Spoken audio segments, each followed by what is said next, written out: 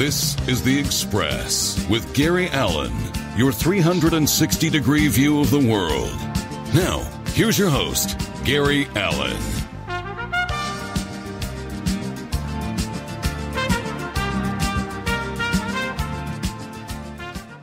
And a good evening to all of you out there. Thank you so much for taking a few minutes out of your day to join us here on The Express. I'm happy to have you with us, and a special hello out there to Randy Jones and all my good friends who take a few minutes out of their day every Tuesday night to listen to us. Before we get to tonight's guest, and I think we've got a really great one, I want to remind all of you, if you want to check what's going on with me, go on to Facebook to Gary Allen. That's Gary, A-L-A-N, Gary Allen on Facebook.com. Go to YouTube.com to hear any of my past shows. You go into YouTube.com and go to Gary Allen, The Express Interviews. On Thursday night at 7 o'clock, this program, along with all my other programs, will repeat themselves on DiversityBroadcastNetwork.com, our sister station. Thank you to Miss Renee, as well as ProgressiveVoices.com out of Washington, D.C. And if you're also got an iPad and you want to get into TuneIn.com, just put in your favorite column, tmvcafe.com, and you can hear all the shows here on the network. And I just want to say again, thank you so much to everybody for taking a few minutes of your day to join us. Tonight we have one of the most extraordinary gentlemen I've ever been able to call friend.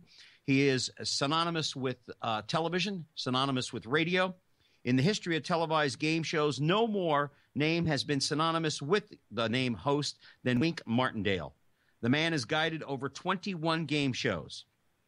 Before TV, there was radio. Before game shows, there was a platinum record called Deck of Cards, which finished number 7 on the Billboard charts here in the United States and number 5 in the UK. Along the way, it produced an appearance on the Ed Sullivan Show. He's been an announcer. He's been a producer. He's been a director. He's been a host for more years than anybody can possibly think of. In 2006, Wink was presented with a star on the Walk of Fame in Hollywood, and he was also introduced as one of the original inductees into the Tennessee Radio Hall of Fame. Currently, Wink hosts and produces specials for iconic music stars for Sirius XM satellite radio. He also does Seriously Sinatra Channel. He continues to develop television shows for network and first-run syndication. Retirement, doesn't know what the name and what the word even means. Wink and his beautiful wife, Sandy, have been married for over 38 years. I am very pleased to have this gentleman on with us, Mr. Wink Martindale. Good evening, sir. Good evening, Gary. Good to hear you, and thank you for that nice introduction. Yes, well, I gave one to Randy West, and he said, Gary, usually people have to die to hear that kind of an introduction. And I said, well, Randy, it's a live show, so you can go ahead and do what you want. But on a serious note, this book of yours, which we're going to get into, Winking at My Life, is one of the most fantastic books I've read in a very, very long period of time. Easily written, well thought out, and really is an in-depth study into your life since your childhood, which is where I really, really want to begin, Wink. As a child, your mother was a woman of faith. She read the Bible from cover to cover many times over, probably more times than you and I have hair on our heads, and your family influence on you. My question is, how has faith been part of your life to influence you to make some of the decisions you've had to make? I know in 1959 you left Memphis, Tennessee, and you went out to Los Angeles, which was a big step. I know when I moved to L.A., it was a huge step, and there's, you're constantly second-guessing yourself. As you said in the book, you're wondering if this is the right move. But how has faith helped mold Wink Martindale over the years to be the man that you are today? Well, Gary, I was a believer from the time I was old enough to know what the inside of a church was. I was born and raised in the Methodist Church in Jackson, Tennessee, by my mom and dad. There were 5 of us, 5 of our kids in the family. And every Sunday we went to church, and that included Sunday morning service and Sunday night service. And then on Wednesday night we went to prayer meeting. And even if there were times when I didn't think I needed all that religion, it served as a basis for me later in life. So I've never regretted that. And I've been a believer all my life. And it's led me to, I think, whatever manner of success I might have enjoyed in this business. Mm-hmm. Because if you don't have faith, you don't have anything. And that's the way I truly feel. Yeah, it's true. Lou Holtz, the great coach of the Notre Dame Fighting Irish, which I'm not a big fan of since I went to the University of Miami. He said in one of the four most important things you need in life, one of them is to believe in something other than yourself. It doesn't matter what religion it is, whether you're a Christian or you're Jewish or you're Buddhist or you're a Muslim, whatever it is, you need something higher to look to for advice and for guidance. And I'm sure that your mother was a very important and a major influence with you in your career, which we're going to get to in just a second. But looking back on your life and how wonderful it's turned out with all the hard work that you've put in, because hard work and opportunity somehow meet and allow the talent, really great talent, such that you have, to rise to the top, which you are. There's nobody more synonymous with music radio as well as talk shows and hosting of game shows than Wink Martindale. Did you ever think you'd be where you are today? When I started out, I just wanted to be a radio announcer. Mm-hmm. So I guess from the time I was 7 or 8 years old, certainly from the time I knew what a microphone meant, I wanted to be, quote unquote, on the radio. That's all I ever aspired to, Gary. Mm-hmm. And needless to say, I realized that dream. Got a job in Jackson, Tennessee from my Sunday school teacher, Chick Wingate, little 250-watt station in Jackson, right out of high school, 17 years old. And was there in Jackson for about almost 3 years, moving from the smaller station to the larger station, and then eventually making my audition to WHBQ in Memphis, the RKO station there.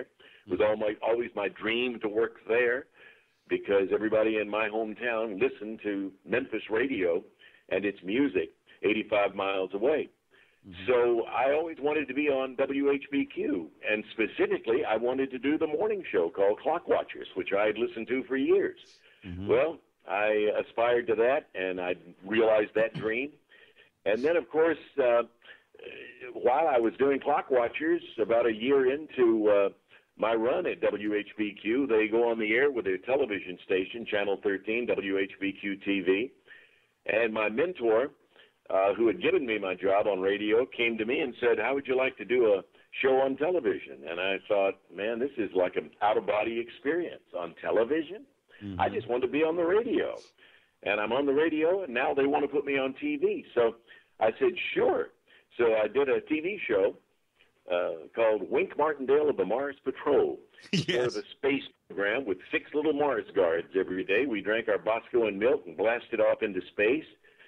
And I did that very successfully for about 3 years. #1 in the ratings every afternoon from 5:30 to 6, sponsored by Coca-Cola. And then when that went off the air and had its run, I moved right on. I was sort of the Dick Clark of Memphis in those days when American Bandstand was so popular.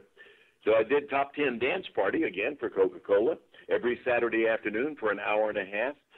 And that's a long answer to your question, but like I said, I just wanted to be on the radio, and here I was doing radio and television, and eventually landed in Los Angeles.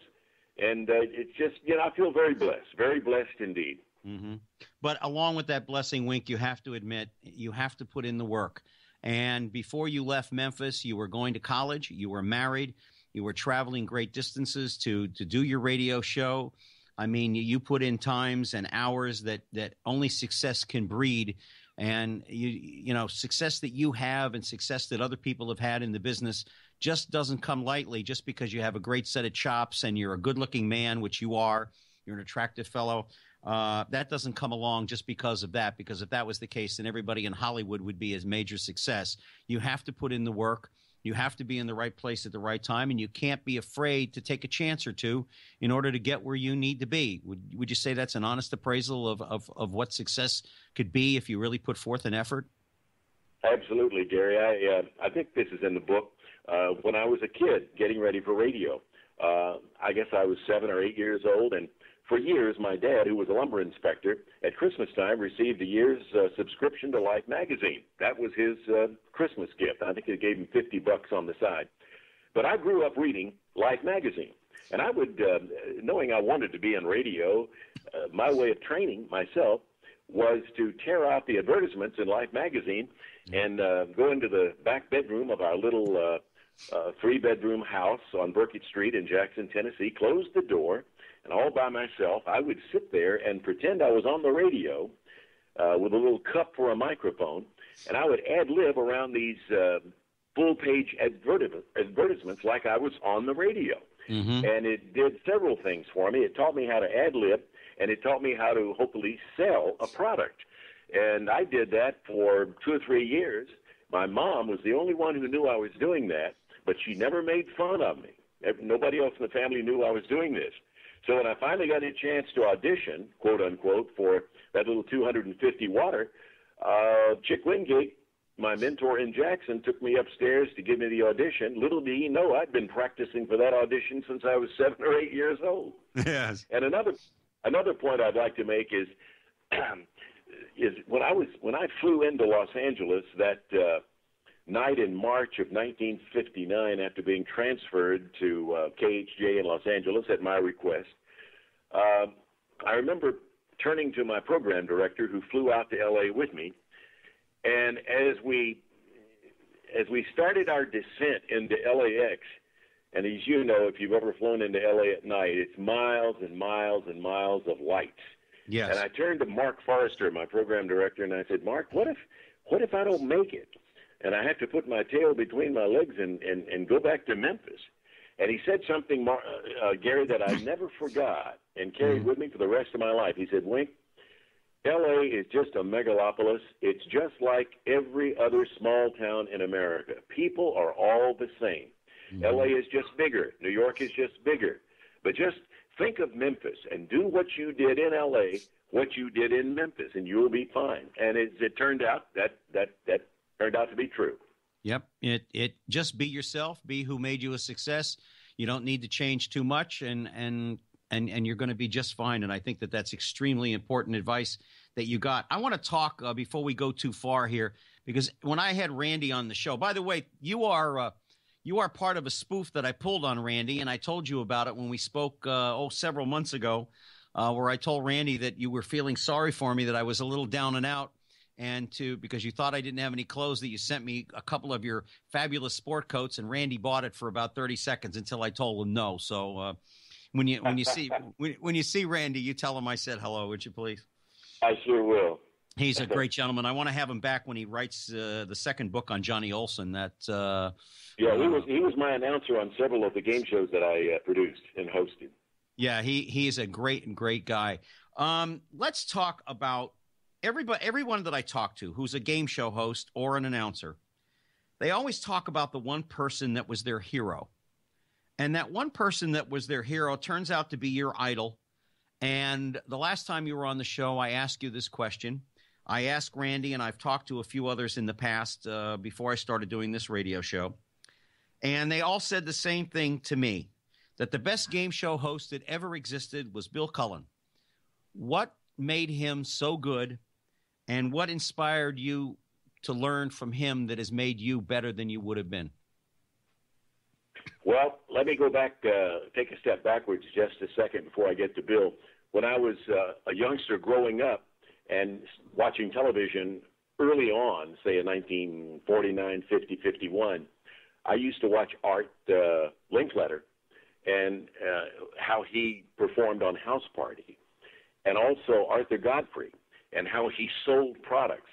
So those two were two personalities who, although not in the same realm with who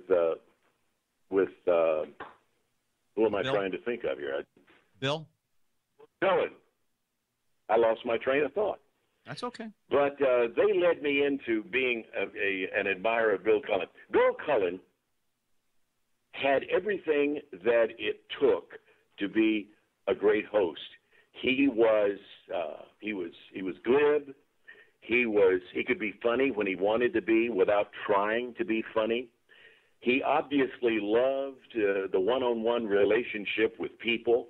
He was a people person. You could tell that from the get-go.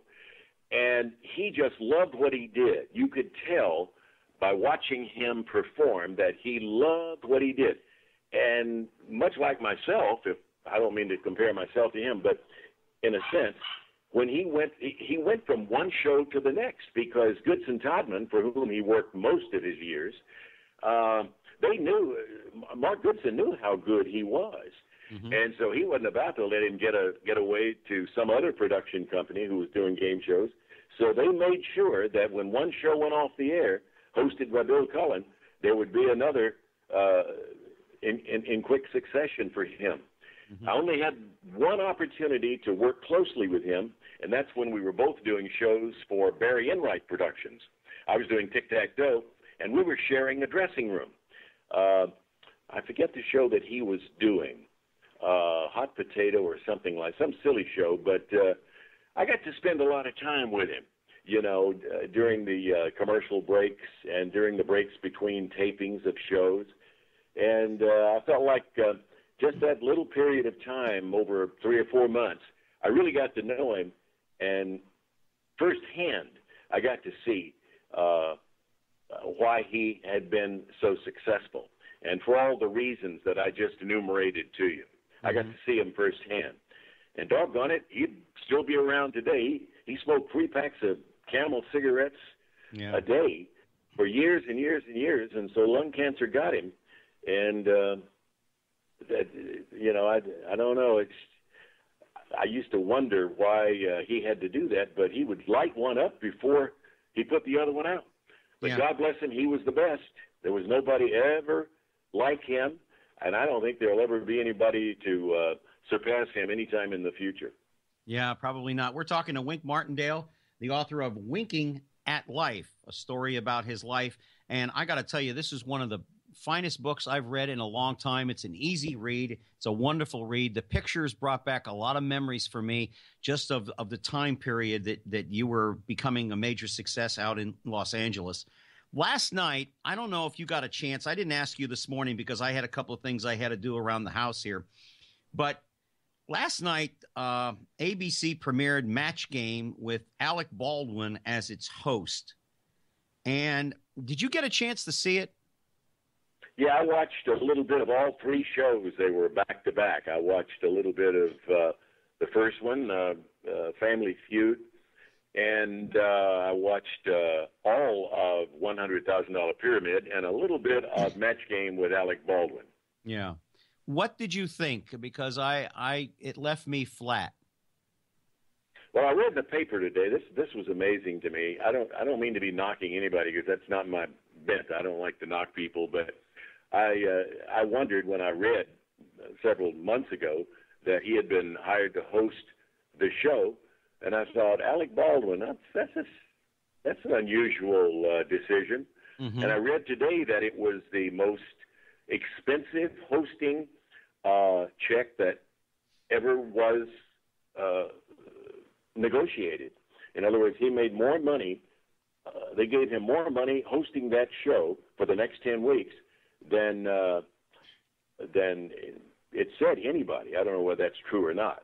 Well, but I guess I'm too close to Match Game the way it was with Gene Rayburn. Yes. I still back to those days, and it's hard to get away from that. And I don't know, just sort of personally, just from my standpoint, kind of left me cold.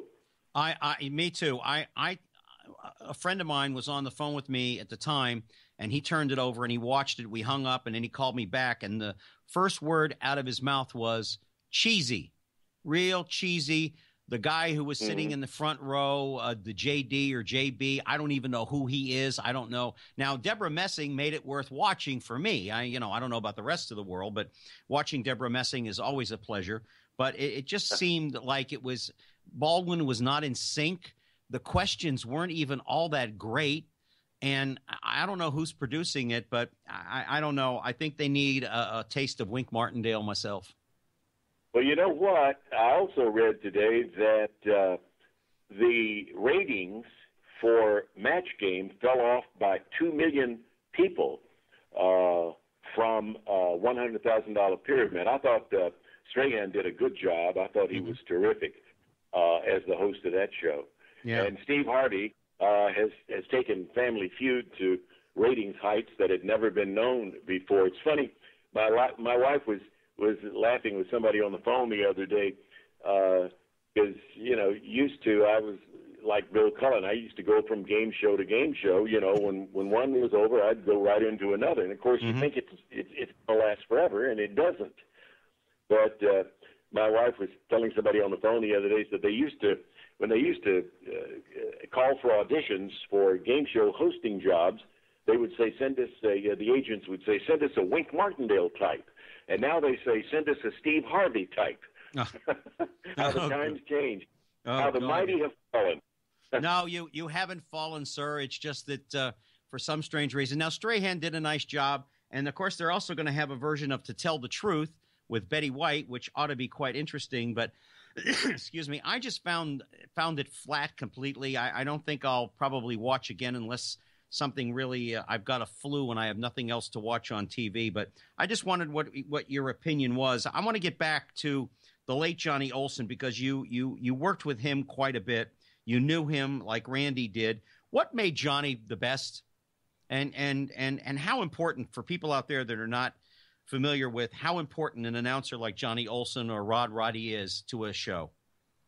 Well, first of all, people like all three of the guys you just mentioned had to be terrific at warming up an audience.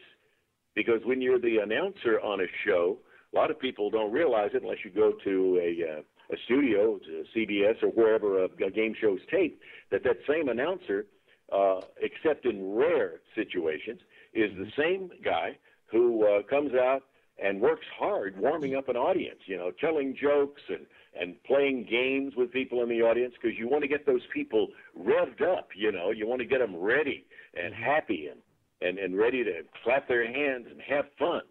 Because the better the announcer is, the warm-up announcer, like a Johnny Olson or anybody else who has done that kind of work, the better they are, the better show you're going to have because of the reasons I just outlined.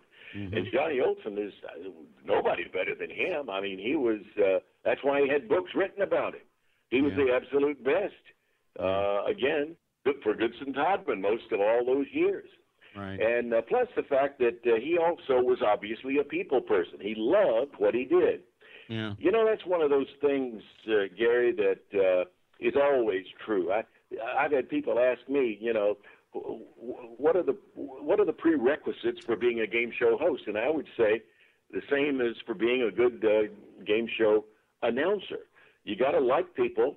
You got to enjoy that interaction with your contestants, that 1 minute that you have when they first come out there on the show and they're nervous as all get out, and some of them are so nervous they can hardly talk.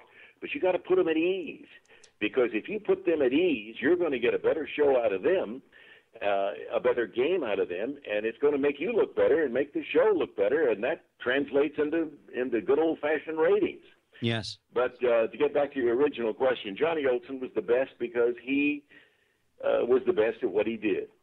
That's about the only thing I can say. Well, I learned how to be a game show host from a mutual friend of ours, Matt King, who has Game Show America, and he does a magnificent job. Yeah, Matt does. He's a very people person. He loves people. He loves to be around people. He enjoys being around people, and he loves games. He loves game shows.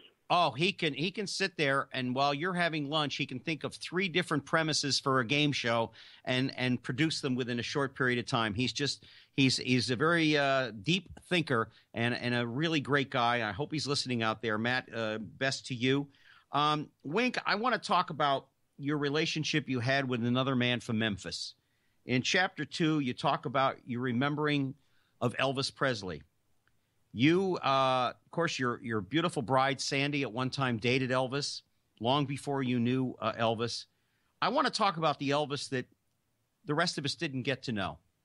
We all knew the man from television. We all knew him from specials and his movies and, his time in the United States Army. And I got to meet him once in the White House. I was there the day that he came to visit the president, President Nixon.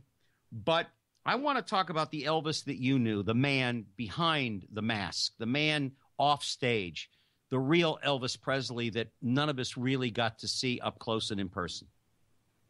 Well, Elvis was, he was born and raised as a believer in Tupelo, Mississippi. I got to go to Tupelo about 3 weeks ago and take part in the Elvis Music Festival, which they do every year. And I got to see the place where he was born, a little two-room shack. I got to see the church that he and his mom and dad went to on Sundays and Wednesdays.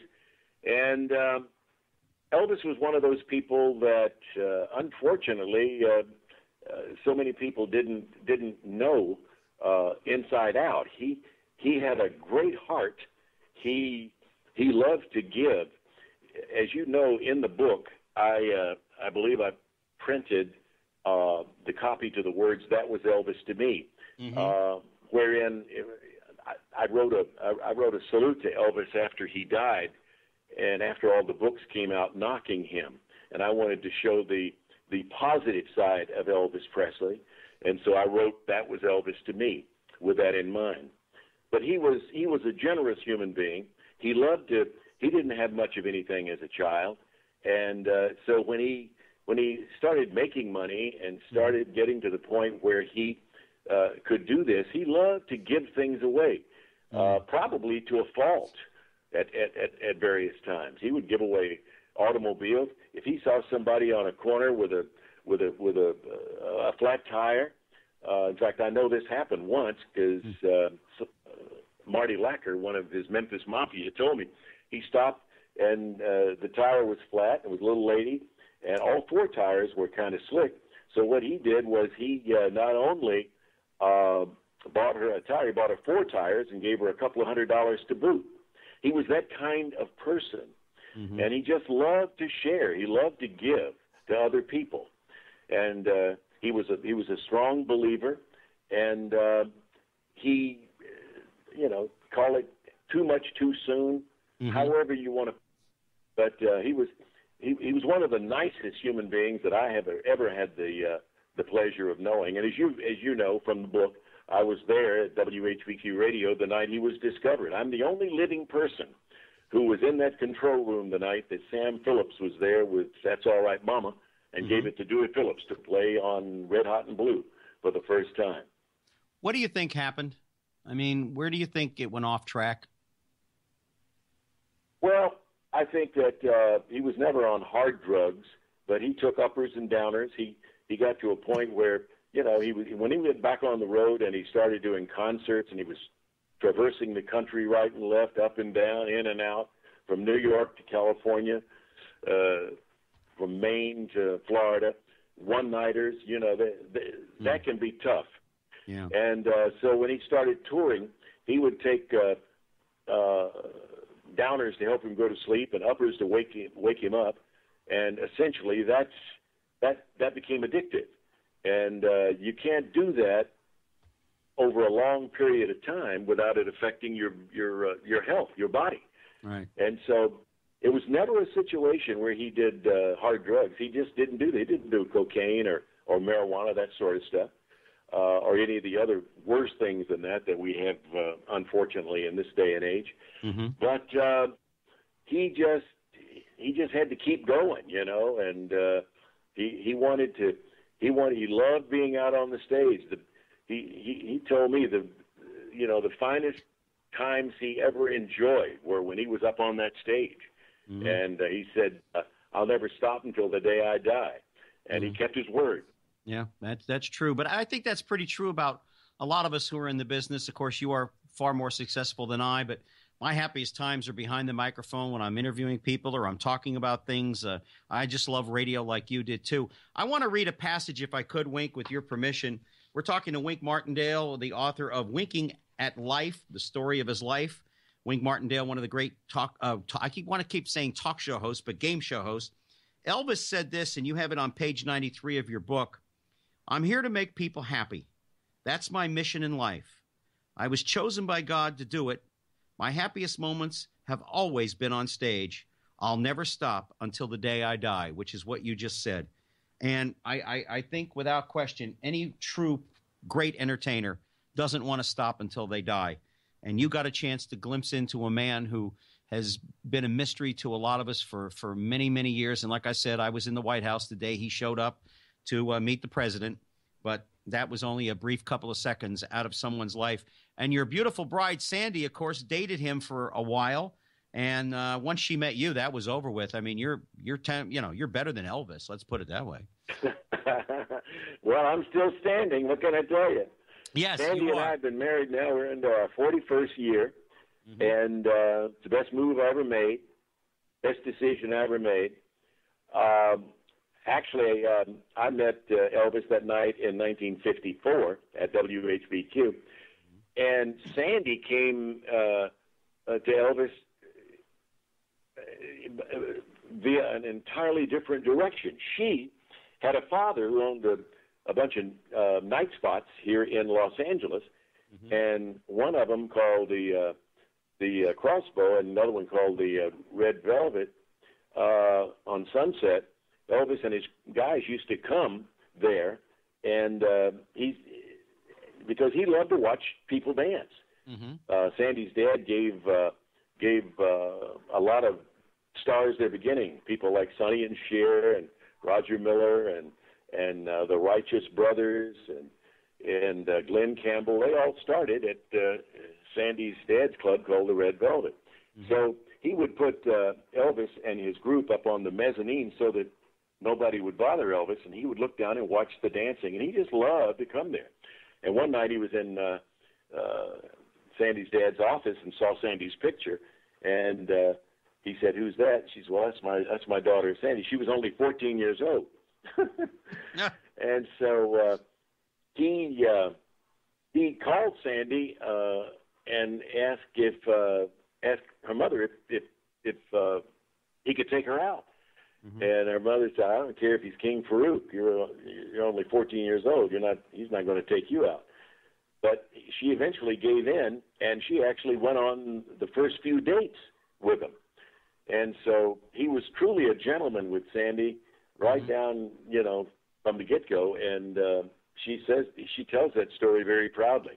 But she dated him off and on until Elvis got married to Priscilla, and it was a great experience for her. And it's funny because we were, it was December of 1976, and we went to Las Vegas to see Elvis perform in concert. And between shows, he knew we were there, and between shows, he wanted us to come back to his dressing room to talk to us, and which we did. His dressing room was packed with people, and everybody got quiet as a mouse. He was standing behind the bar. I still can see it just like it was yesterday. And Sandy and I had been on Tattletales that day on CBS with Bert Convy. How much do you know about your spouse? And we had won the game that day, and he had seen it, and he was amazed at how much we knew about each other. And Sandy said, "Well, one reason I'm with Wink today and the reason we got married is because he's a good Southern boy, like a guy named Elvis Presley was a Southern boy. So when I found out Wink was from the South, he immediately scored points with me." And he said, "Wink," he said, "Wink, it's amazing. It's so great. Look how well you've done." And later I said to Sandy when we left, I said, "Can you imagine what's wrong with this picture? Elvis Presley telling Wink Martindale how well he's done." That's the generosity. But it was it was one of those moments in time I still remember, because we talked for about 20 minutes and everybody was just listening to everything we were talking about. And when we left there, we went back to our hotel, and I remember closing the door behind us. And we both started crying. And I said, "Sandy, that's the last time we'll ever see Elvis alive." And it was. He died about a year later. Yeah. You proposed to Sandy in the strangest way possible, in that it really wasn't a proposal. It was more of a, we're going to take care of the situation so you're not out of town so much so we can be together. But in your book, you say that was probably a proposal that became a proposal. And how did Sandy take that? That's right. We were just dating for several years, and I guess we started dating. I guess it was around 1970, 71. Got married in 75. But she was working for Bob Eubanks. Bob had a Concert Express, a company where he booked concerts. He was the first one to book the Beatles into Los Angeles in the mid '60s. But she used to have to travel around the country. He had stars that he booked like Dolly Parton and others, and she had to go to Nashville from time to time. And of course, when she left town, I was lonely. So I remember one time she called me, the time you're talking about. We were talking on the telephone, and I said, I don't like this, you being there and me being here. She said, when you get back home, I'm gonna do something about that. So that was my way of proposing to her, and it was after when she came back, I made the proposal, a definitive proposal, and within a year we were married, and we've been married now for 41 years. Yes, and I got to tell you, the pictures in the book, and we're talking to Wink Martindale, the author of Winking at Your Life. It's a story about this gentleman who is probably unquestionably the #1 game show host in all of this country, and one of the handsomest fellows ever to come out of Tennessee. I got to tell you that. Shucks. Oh, well, But I got to tell you, Wink, I've always enjoyed you on shows, but I want to know how you felt when you were elected in college, because we're going to go back a little bit, when you were Mr. Fabulous. Oh, my gosh. You did read the whole book, didn't you? I told you. I listen, my good friend John Harper, who's listening to the show tonight, who's soon going to be my boss over at WMEL in Cocoa Beach, he knows I will read something thoroughly. I want to know everything I can about Wink Martindale. I know we're friends, but still, I want to know everything about you.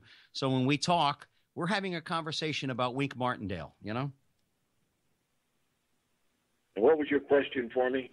My question was, Mr. Fabulous, was that you were elected. And John Cleghorn said something to you that resonated later, that you said you should have taken his advice. But how did you get to be Mr. Fabulous? Well, I was doing the morning radio show, Clock Watchers on WHBQ Radio, and I was doing an afternoon TV show called Mars Patrol, and then later the Top 10 Dance Party. And so I was, like I said earlier, I was sort of the Dick Clark of Memphis in those days when American Bandstand had its Dick Clark in every city. And so everybody kind of knew who I was, and at the same time, I was trying to finish my college education. I had dropped out of college in Jackson, Tennessee. I went to Lambeth College there, a Methodist school. And after a couple of quarters, I dropped out because I thought, I don't need this. I'm going to be a star. What do I want to need a college education for? Well, when I got to Memphis, my mentor, John Clegg, general manager of WHBQ, talked me into going back to Memphis State, which is now the University of Memphis. And I was always glad he did, because I did finish at the University of Memphis. In fact, this past year ago this month, I got their annual Lifetime Achievement Award. So that was kind of nice. But because of the fact that I was on TV and I was on radio, and in my sophomore year at Memphis State, they had this silly little contest to elect Mr. Fabulous and Miss Fabulous. And I remember Janelle Brower. I still remember her name. Janelle Brower was elected Miss Fabulous, and I was elected Mr. Fabulous. And I have no idea what the definition of that term is, but, of course, at the time, I was very proud of it and got my picture in the paper and, and all the accoutrements that go along with such an honor. And, of course, a lot of people laughed at it, but, hey, my mom taught me a long time ago that when you win something, if you get something, as long as it's honest and good, accept it. So I accepted it in good graces, and I thought it was funny enough to put in my book, and I'm glad you read that. Mr. Fabulous of the sophomore class at Memphis State, 1956. Man, I was proud of that. This is too long to read, but John Cleghorn did give you some advice. He sent you a note after you were voted Mr. Fabulous, and you also stated in here that you wish you had listened to his advice during different parts of your career, and talk about that, his influence on you. Essentially, what Mr. Clegg said to me he sent me that nice note, which I kept and I still use in my speeches, because he congratulated me on the award, and yet he said, all things come from God. So just in effect, and I'm paraphrasing now, but he said, just remember that all things good that you receive come from the man above, and just keep your feet on the ground. And that was essentially what his letter was about, and it was beautifully written, and I share it with people in most of my speeches. But that was pretty much it. And you referred to something else that I said. And there were times during my career when I should have listened to it and have been more cognizant of what the man said, because like none of us are perfect, and we don't always do everything that we should do. Right. And that's the way it was with me. But fortunately, I turned myself around in all those tough times. Yeah, Hollywood will have an impact on you if you're not ready for it, if you don't have your feet on the ground. When I was reading that piece of the advice that he gave to you, remembering that, everything comes through God, I remember the final scene in the movie Patton, which I'm sure you've seen a few times, and it is true about the Roman conqueror, how there is always someone in the chariot whispering in his ear, reminding him that all glory is fleeting. And that sort of brought that back to me. What's the best advice you ever got from anyone that you pass on to others to this day, Wink, as far as what it takes to be successful in life in general? I pass along the words of Mr. Clegg, not in his words, but in my words. I over the years, as you might imagine, I'm sure the same's true with you, people ask you, how can I be successful? I'd love to be a game show host, or I'd love to be in radio, or I'd love to be in television. What advice can you give me? And my advice is always the same, and that is, if it's at all possible, finish your education, take it as far as your funds will allow. In other words, if you have the funds to finish college, please do that. And study in college what you want to make your lifetime avocation, or whatever you want to do for your life. Study those subjects that will help you the most. I majored in speech and drama, minored in journalism and English, because I knew they would all help me. Little did I know when I took all of those subjects that how much they would help me. But I always tell people to young people to get as much education as possible. Don't think you know it all, because there's a lot in life that you have to learn just by doing. And devote all of your time and efforts to making yourself better at what you do. Yes. And if you do that, if you concentrate on those points, then you will eventually, all things being equal, you may not get to the job, your dream job, but you will certainly, if you apply yourself, that's the word, if you apply yourself and do the best you can, you will be successful at what you want to do. Right. I think the best advice I ever got in L.A. was from an actor who was on a soap opera at the time. He no longer is, Tony Gary. He was on General Hospital, and also advice that I got from a few other actors that when I was with the Groundlings, and it was, remember to be humble. Jackie Gleason said it best. You're going to meet him you might as well be nice on the way up, because you're going to meet him on the way down. I once asked him that question when I got a chance to meet him, because my mother decorated his home in Fort Lauderdale. And he said, it's not really my statement, but I did take it from someone else. And he said, it is true. Remember to be a little humble, because someday you're going to get kicked in the pants, and you got to remember that maybe you were big once, but you can't always be big forever. Let's go back to 1959, Wink Martindale. Prior to you leaving for Los Angeles in 1959, the 7 years leading up to it, you said in your book that you were called upon to have your required adulthood. You were married, going to college, having a full-time job. Was that the time when Wink Martindale grew up the fastest and the most? Yeah, I think I had to, because I got married. I've been experienced two marriages. My first marriage, I was 19 years old. Got married far too young. Was married for 18 years to my first wife, Madeline, and she gave us 4 children, of which I'm very proud. But having gotten married too young, we started going in different directions, and so the personal side of my life didn't work out all that well regarding that first marriage. But we're still friends to this day. She still comes to our home. I've been married to Sandy, as I said before. It seems like I've been married forever. Married 18 years, another 41 years. But that was a great experience, that period in Memphis. And I look back on those years, in those 7 years in Memphis, as being among the very best of my life, because life seemed so much simpler then. I don't know whether it's just because I'm getting older and hopefully a little bit wiser, but it just seemed that life was so simple then, and there weren't as many cars on the expressways, and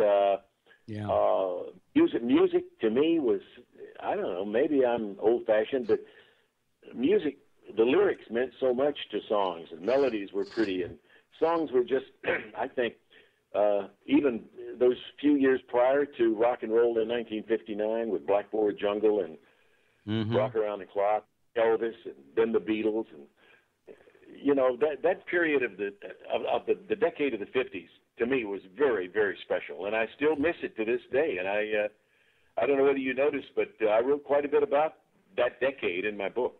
Yes, and I related to it, the 60s and the early 70s for me until 1970 when I went off to Southeast Asia. We were involved in a little skirmish that was going on there.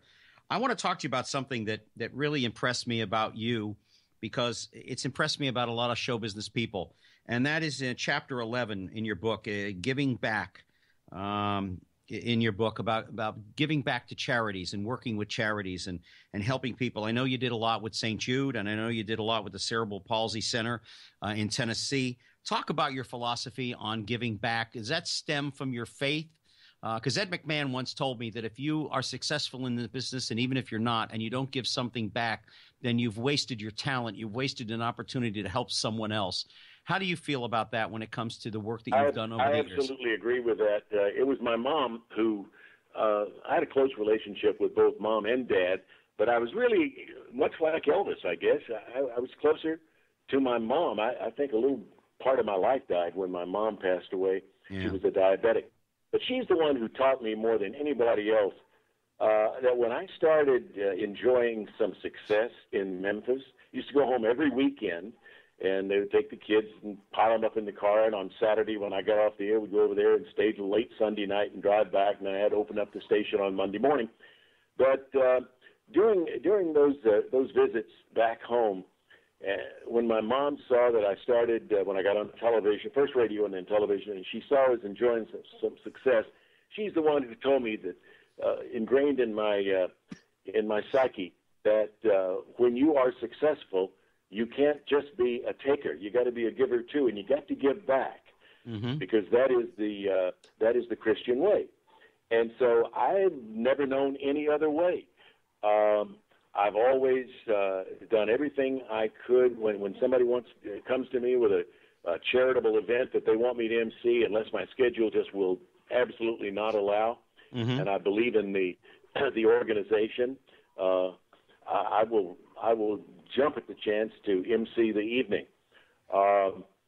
Like you mentioned, Sandy and I both were on the board of St. Jude's Children's Research Hospital in Los Angeles for a number of years. Still miss Danny to this day. Yeah. If you've ever not been to St. Jude Hospital in Memphis, you or your listeners, you should avail yourself of that opportunity someday, if at all possible. It is absolutely fabulous. But I also used to do the cerebral.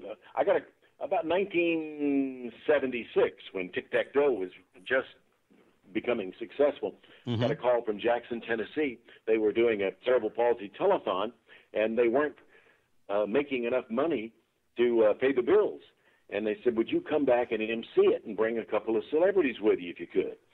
So I got people like Frankie Avalon and the Captain and Tennille and, Foster Brooks, Fred Travelina, the great comic impressionist, yes.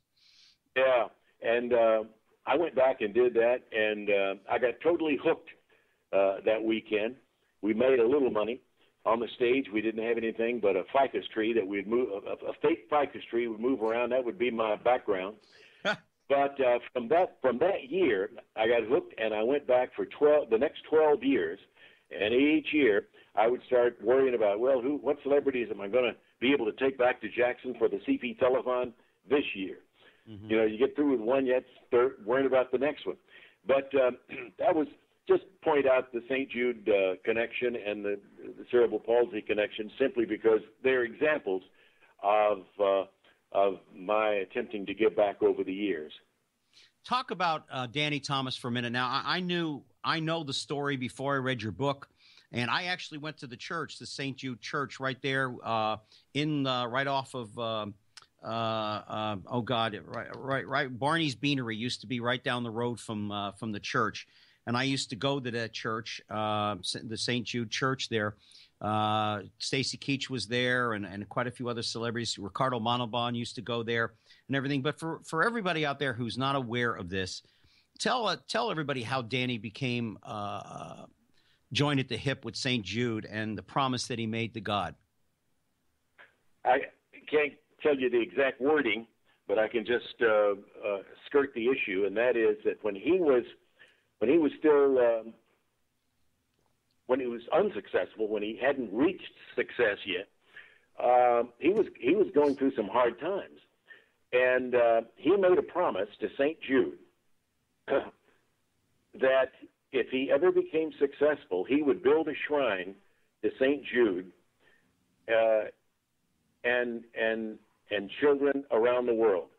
And when he became successful, right after that happened, right after he made that promise to St. Jude, mm-hmm. he got a job right out of the blue. He was out of work, and he got a job right out of the blue in Chicago. And it was at Mr. Kelly's or somewhere, some famous night spot, and he just took off like a rocket.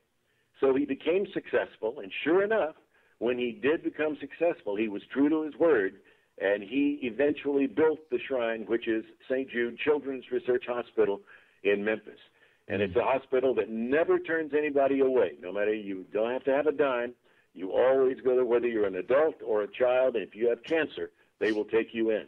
Yeah. So Danny's one of those where we lost him far too soon. I think one reason we lost Danny so soon, he was constantly, like Elvis, he was constantly on the road. He was traveling. Right. And he never had much time to really enjoy his home life.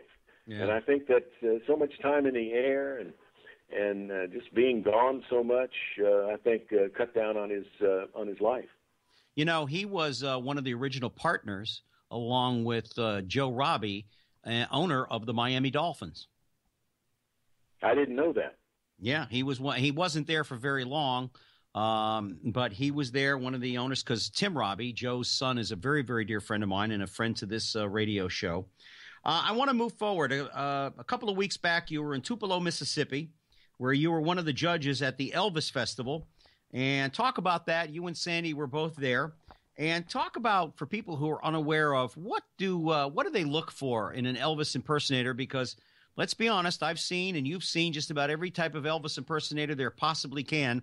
If you live in Vegas like I did for 10 years, you can see every sort of Elvis that it's walking, talking, or rolling or whatever. So talk about that experience at the Elvis Festival that I know you go to just about every year, and talk about the judging of the contest.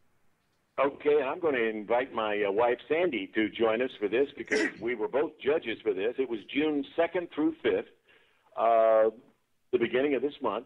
Every year they do it, the Tupelo, Mississippi Elvis Music Festival. Mm-hmm. And we were judges for the Ultimate Elvis Tribute Artist Contest. They used to call them Elvis sound-alikes or whatever, impersonators. Now they are tribute artists. Yes. And Sandy? Yes. Say hello to Gary Allen. Hi, Gary. Hello, Sandy. Gary we spoke earlier. they look for, the 4 points that they look for? Okay, the main thing is vocal. So vocal counts for double points because vocal is the most important. The second thing is stage presence. The third thing is appearance. And the fourth thing is just overall performance.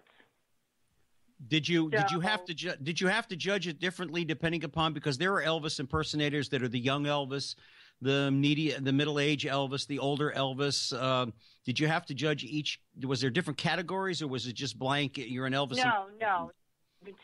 The voice for whatever stage of Elvis's life, since my husband and I both knew Elvis through all those stages. I consider us experts on the subject.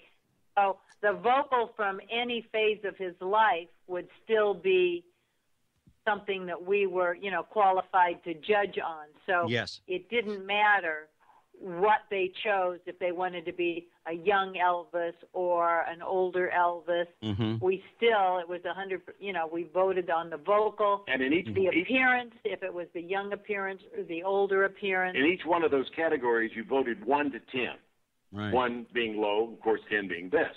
Right. And Sandy, of course, you knew Elvis better than anybody, because for a while you were kind of his date from time to time. For about 6 years, yeah. Wow, that had to be an experience. I mean, and you ended up with the best Tennessean of them all, Wink Martindale. I came along and knocked him right out of the box. Absolutely. And Wink, you've been in radio for a long time. You continue to be in radio with a lot of shows. Where do you think radio is going to be going in the next 10 to 15 years? Well, that's a question that I ask people from time to time. I don't really know. That's a question that is tough. I spend a lot of time listening to satellite radio. I did a series for the Sinatra Channel, Seriously Sinatra Channel, a couple of years ago. But there's so much music on satellite now. You can go up and down the dial. It's kind of like television, Right. Gosh, you got, we used to have 5 or 6 channels, and now we got 200 or more. So there's little niche channels for whatever kind of music you want. Radio has changed so much over the years. Right. I kind of long for those days of the 50s and 60s and the days of the Beatles, and in the 70s when we went through the disco craze. I've been so lucky, Gary, because I've seen so much of radio in its various stages. In the late 40s, I got it. I was not on the radio in the late 40s, but I remember listening to the tail end of the big band era up through 51. And then in the 50s, I was part of Presley Mania, and in the 60s, I was part of Beatlemania, and then in the 70s, we had disco, call it Disco Mania, whatever. I hope that's one genre that I hope never really returns: bell-bottom pants, polyester, the hair, and disco music. I just hope it never returns. I'll be honest with you. Yeah, I'm like you. I never quite got into that. Although I did like things that the Bee Gees did, like "Staying Alive," that sort of thing. Well, when I was in college, I got to, and working in radio in South Florida, I got to see them record an awful lot, and I got to know them because they were at Criteria a great deal. They lived in South Florida, so because my uncle was an entertainer in Miami Beach forever, and that was a gentleman named Tubby Boots. So I got to know them through my radio partner and other things. They were great gentlemen, the Bee Gees. They really were. They were a class act, weren't they? Yes, they were. They were absolutely fantastic. You're not going to believe this, Wink, but we're pretty much running out of time here. And I want to thank you and Sandy for joining me here. We've been talking to Wink and Sandy Martindale. This new book is Winking at Life, a story of his life. Pick it up, please. It is a great read. You'll learn a lot. The pictures are fabulous. It'll take you back to yesteryear. And I'm so grateful that you took the time to come on this show. Wink, thank you again. We're going to have you back because there's so much more to this book that I read that I still want to be able to cover. And again, I just want to thank you so very much, sir, for taking the time out of your day, you and your beautiful bride, to join us. By the way, Gary, if I may, before we say goodbye, I Twitter every day, and I have Facebook, facebook.com at @Wink Martindale /Wink Martindale Games. Yep. And a new and improved WinkMartindale.com is coming soon. All right. Well, I tag you all the time for the shows that I get. I don't know if you really get them or not, but I tag you to let you know what I'm up to. And again, thank you so much for taking a few minutes out of your day to join us. And I'll call you probably later on after the show is over. But thank you again to you and Sandy, and God bless. Oh, and by the way, if you're ever interested in adopting someone in that beautiful home of yours in Malibu, I'm always available. I'm an older kid, but I'm always available. Thank you, Gary. It was a pleasure being with you. Thank you so much. Wink Martindale, ladies and gentlemen. And before I say goodnight to everybody, I want to remind you, you can get me on Facebook.com at Gary Allen, A-L-A-N. You can go to YouTube.com and go to Gary Allen, The Express Interviews. Thursday night, this show will repeat itself on our sister station, DiversityBroadcastNetwork.com, also ProgressiveVoices.com. And if you're on TuneIn.com, go ahead there and put in TMVCafe.com, and you can really catch up on things. I want to thank you all very much for taking a few minutes out of your day to join us here on The Express. Until next week, folks, please take care of yourselves and each other. You've been listening to The Express with Gary Allen. Join us here every Tuesday night at 10 for more captivating talk with Gary Allen. See you next time on The Express.